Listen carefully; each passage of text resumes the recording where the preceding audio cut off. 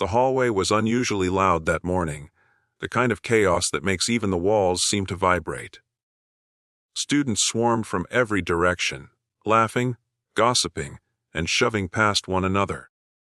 In the middle of it all walked Lily Harper.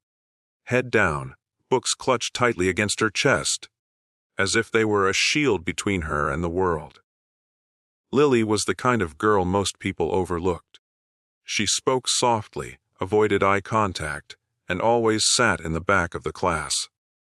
But to the wrong kind of people, her quietness wasn't just a personality, it was an invitation. As Lily turned the corner to her locker, she heard them before she saw them. 3 boys. Tyler, Jake, and Mason, known for their loud mouths and restless hands.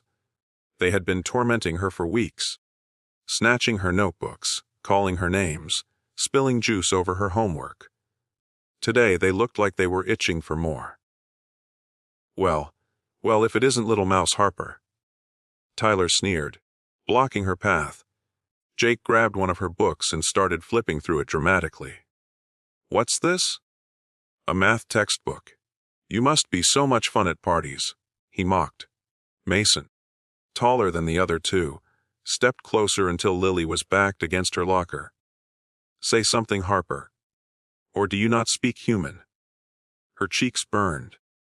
The hallway seemed to shrink around her as a small crowd gathered, drawn to the unfolding spectacle. She tried to reach for her book, but Jake yanked it back and tossed it across the floor. It slid into the lockers with a loud metallic clang. Laughter erupted. Tyler reached for her bag next, unzipping it and rummaging through her things like they were his. What's this? Lunch. Oh, look. A peanut butter sandwich. How pathetic. He dangled it by the plastic wrap, holding it just out of her reach. Something inside Lily twisted. She had endured their cruelty for weeks, telling herself to ignore it. But today was different. Maybe it was the fact that she had been up all night studying for a big test, or maybe it was the look of smug satisfaction on their faces. Whatever it was, a quiet determination began to replace her fear. She stepped forward and looked Tyler straight in the eyes, a move that startled him, just enough to loosen his grip on her sandwich. Without warning, Lily's hand shot up, twisting his wrist in a way that made him drop it instantly. His yelp of pain silenced the hallway. Hey, what do you think you're? Jake started, but before he could finish, Lily sidestepped his attempt to grab her and swept his legs from under him. He crashed to the floor, groaning in shock. The crowd gasped, some even laughing nervously. Mason, the tallest and strongest of the 3, decided he wasn't going to be embarrassed in front of everyone. You think you're tough now? He growled, charging toward her. Lily moved like she had been doing this her whole life. With precise movements, she spun out of his reach, hooked his arm, and pinned it behind his back. Mason struggled, but she had him locked tight. Stop, Mason hissed, his voice cracking.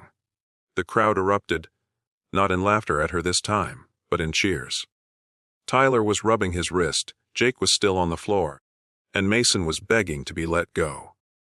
It was a reversal so quick, it was almost surreal. For the first time, the bullies weren't in control. Lily released Mason and stepped back, her breathing steady. She picked up her bag and calmly gathered her fallen books. She didn't need to yell or gloat. Her actions had spoken louder than any words could. A teacher appeared, having been drawn by the noise. What's going on here? She demanded, scanning the group. No one spoke, except for a few kids who started explaining how the boys had been harassing Lily for weeks. For once, the truth came out in her favor. The bullies were marched to the principal's office, their humiliation trailing behind them like a heavy shadow. That day, Lily sat in class with her head held just a little higher. She wasn't suddenly popular, and she didn't expect to be. But she knew something important. She wasn't powerless. She didn't have to be anyone's victim.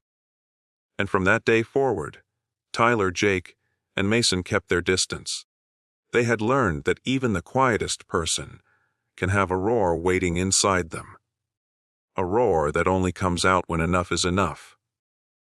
The message lingered in the school for weeks. Never mistake kindness for weakness.